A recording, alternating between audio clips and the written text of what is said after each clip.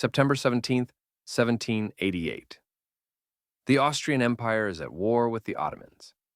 100,000 troops march through Romania. They're confident. They're organized. They're one of Europe's superpowers. And then they destroy themselves in one night, without the enemy firing a single shot. 10,000 casualties. Friendly fire, chaos, drunken madness. The Battle of Cransabes wasn't just embarrassing, it was the beginning of the end. This is the story of how one night of complete chaos accelerated an empire's collapse. Let's rewind. 1788. Europe is a powder keg. The Austrian Empire under Joseph II is massive, stretching from modern-day Austria to parts of Italy, Belgium, Hungary, Czech Republic, and deep into the Balkans. It's a patchwork empire. Germans, Hungarians, Czechs, Italians, Romanians, Serbs, Croats, all under one crown. And that's already a problem, because these people don't speak the same language, they don't share the same culture, and they definitely don't trust each other.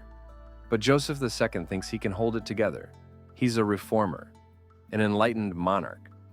He wants to modernize everything, except he's also at war with the Ottoman Empire. Again, this isn't Austria's first rodeo. They've been fighting the Ottomans for centuries. Border skirmishes, sieges, full-scale wars. But this time, Austria has allies. Russia is attacking from the east. Austria is pushing from the west. The plan is to crush the Ottomans together. Simple, right? Not quite. By September 1788, the Austrian army is deep in Ottoman territory, modern-day Romania, near a town called Caransebes. The army is huge, around 100,000 men, infantry, cavalry, artillery. It's an intimidating force. But here's the thing, this army is a mess. Remember that patchwork empire? The army reflects it. You've got German-speaking officers, Hungarian hussars, Croatian infantry, Romanian scouts, Italian gunners. Communication is a nightmare. Orders get lost in translation. Units don't coordinate well. Trust is thin. And morale? Even worse. The campaign hasn't gone well. Supplies are low.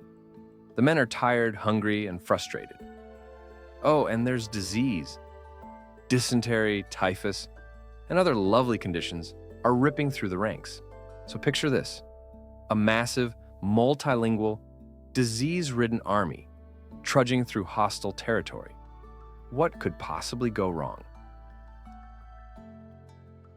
September 17th, evening. The Austrian vanguard reaches Caransebes.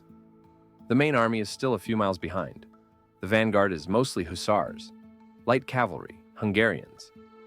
They're supposed to scout ahead and secure the area. They cross a river, and on the other side, they find something beautiful. Local Romanian civilians selling alcohol, specifically schnapps, lots of it. Now remember, these men are tired, stressed, haven't had a proper meal in days, and suddenly there's alcohol. They buy everything, crates of the stuff, and they start drinking immediately. This is where things start to go sideways. Because while the hussars are getting drunk, the infantry arrives. These are mostly German and Croat soldiers. They see the hussars partying. They want in. But the hussars say no. They bought the alcohol. It's theirs. They're not sharing. An argument breaks out. Tensions rise. Remember, these groups don't exactly like each other to begin with. And then, someone fires a shot. Historians debate who fired first. Maybe it was accidental. Maybe someone was trying to scare the other group. Maybe someone was just drunk and stupid. Doesn't matter. Because in that moment, everything explodes. The infantry thinks they're under attack by the Ottomans. They start screaming, "Turci! Turci! That's Turks! Turks!" in Romanian. The hussars, drunk and panicked, start shooting back. They think the Ottomans have flanked them. Chaos spreads like wildfire. More units arrive. They hear gunfire. They see people running and shooting. They assume the worst. The Turks are here. We're being ambushed. Every man for himself. And here's where the language barrier becomes fatal. Officers are screaming orders, but nobody understands. German officers yell in German. Hungarian soldiers don't understand German. Croatian soldiers don't understand Hungarian. Some officers try to restore order. They shout, "Halt! Halt!" But in the darkness and confusion, it sounds like "Allah! Allah!" to some soldiers, which makes them think the Ottomans are definitely here. So they panic even more. The artillery positioned at the back hears the chaos up ahead. They don't know what's happening, but they do what artillery does. They start firing into their own troops, cavalry charges, into their own infantry, trampling men underfoot. Soldiers are shooting at shadows, at movement, at anything that looks like an enemy, which is everyone, because it's dark, and everyone looks like an enemy. Officers on horseback get shot by their own men. Units splinter and run in different directions. Some try to retreat across the river. They stampede. Men drown. The main army, camped a few miles away, hears the commotion. Emperor Joseph II himself is there. He tries to ride forward to see what's happening. Bad idea, because a wave of panicked, fleeing soldiers comes crashing into the main camp. "The Turks are coming! We're surrounded! Run!" The main army doesn't question it. They just flee. Officers lose control. Formations collapse. It's a complete rout. 100,000 men running from an enemy that isn't there. By dawn, it's over. The battle has ended. Not because anyone won, but because everyone ran out of people to shoot. The damage? Catastrophic. Around 10,000 casualties. Dead and wounded. All inflicted by their own side. Some drowned trying to escape. Some were trampled by cavalry. Some were shot. Some were hit by artillery. Hundreds more deserted. They just disappeared into the countryside. Can you blame them? And the Ottomans? They arrived 2 days later. They found an abandoned camp. Supplies left behind. Weapons scattered everywhere. They didn't even have to fight. The Austrians had already destroyed themselves. News of Cransebe's spread across Europe. Slowly at first, then everywhere. It was humiliating. The Austrian Empire, one of Europe's great powers, had lost 10,000 men to itself because of alcohol and poor communication. Enemies laughed. Allies were concerned. And within Austria, people started asking questions. How did this happen? Why is our army so disorganized? Why can't our soldiers even communicate with each other? But here's the thing. Caransebes wasn't the cause of Austria's problems. It was a symptom, a very public, very embarrassing symptom. Let's zoom out. The Austrian Empire was already in trouble. Caransebes just exposed how deep the rot went. First, the empire was broke. Wars are expensive, and Austria had been fighting constantly against Prussia, against France, against the Ottomans. The treasury was empty. Soldiers weren't being paid on time. Supplies were inadequate. Morale was in the gutter. Second, the empire was fracturing along ethnic lines. Joseph II had tried to centralize everything. He made German the official language. He tried to impose Austrian culture on everyone. But Hungarians didn't want to be German. Neither did Czechs, Italians, or anyone else. Resentment was building, and the army reflected this. Soldiers didn't see themselves as Austrians. They saw themselves as Hungarians or Croats or Germans who happened to be in the Austrian army. There was no unity, no shared identity, no trust. Third, the military structure was outdated. Austria was still fighting like it was 1700. Rigid formations, slow communication.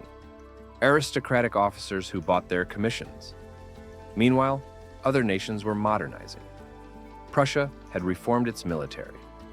France was about to have a revolution that would transform warfare. Austria was stuck in the past, and Caransebe's made that painfully obvious. But how did this one night change everything that came after? We'll get to that. But first, let's talk about a problem every creator faces: music. You're creating content. You need a soundtrack. But copyright strikes are lurking. One wrong song and your video gets demonetized or taken down. And free music? It sounds cheap, or it's overused. Everyone's heard it a million times. That's where Epidemic Sound comes in. It's a music and sound effects library built for creators, with over 50,000 tracks and 200,000 sound effects. No copyright worries, ever. Used by over 1.5 million creators worldwide. You get unlimited downloads, safe monetization across all platforms, and music that actually sounds professional. Plus, their catalog updates with fresh tracks constantly. Want to soundtrack your own empire? Or just your next video? Use the link in the description. Thanks to Epidemic Sound for supporting the channel. Now, back to Austria's collapse. The Russo-Turkish War continued, but Austria's heart wasn't in it anymore. Caransebe's had shattered what little confidence remained. The campaign limped forward, some small victories, more embarrassing defeats, nothing decisive. And then, in 1790, Joseph II died. He was only 48, worn out by stress, illness, and the weight of a failing empire. His brother, Leopold II, took over, and one of his first acts, end the war with the Ottomans. Immediately, Austria gained almost nothing. After years of fighting, after thousands of casualties, after the humiliation of Caransebe's, it was a complete waste, and everyone knew it. But the damage was done. Caransebe's had exposed Austria's weakness to the world, and the world was paying attention. Within a few years, France would explode into revolution, and then Napoleon would rise, and he would carve through Europe like a hot knife through butter, one of his favorite targets. Why? Because Napoleon knew Austria was vulnerable. Its army was disorganized. Its empire was divided. Its reputation was shattered. In 1797, Napoleon defeated Austria and forced them to sign the Treaty of Campo Formio. Austria lost Belgium, Lombardy, and parts of Germany. In 1805, Napoleon crushed the Austrian-Russian army at Austerlitz, one of the most lopsided victories in military history. In 1809, Napoleon beat Austria again at Wagram. Austria lost more territory and had to pay massive reparations. Each defeat weakened the empire further, financially, militarily, politically. And inside the empire, nationalism was growing. Hungarians wanted independence. So did Czechs, Italians, and others. The empire that had once been a great power was slowly tearing itself apart. Fast forward to 1914. World War I begins. Austria-Hungary, as it's now called, is one of the central powers, but the same old problems remain. Multiple languages, ethnic tensions, a divided army, outdated tactics. By 1918, the empire is defeated, and this time, it doesn't just lose territory, it ceases to exist. Austria-Hungary is dissolved, broken into pieces. Austria, Hungary, Czechoslovakia, Yugoslavia, all separate nations. The empire that had lasted for centuries was gone, and in many ways, the decline had started long before. Caransebe's didn't cause the collapse, but it accelerated it. It exposed the empire's fatal flaws for everyone to see. It showed that Austria couldn't control its own army, couldn't unify its own people, couldn't even avoid destroying itself. And once that weakness was exposed, predators circled: Napoleon, Bismarck. Eventually, the Great War. Each one took a piece, until there was nothing left. So, what's the lesson here? Empires don't collapse in a day. They rot from within. Slowly, over decades, over centuries. And usually there's a moment, a single event that reveals just how bad things have gotten. For Rome, it was the sack by the Visigoths. For the Ottomans, it was the siege of Vienna. For Austria, it was Caransebes, a night of drunken chaos. 10,000 casualties, all self-inflicted. It wasn't the fall of the empire, but it was the moment everyone realized the fall was inevitable. Because if an empire can't even prevent its own army from destroying itself, what hope does it have against real enemies?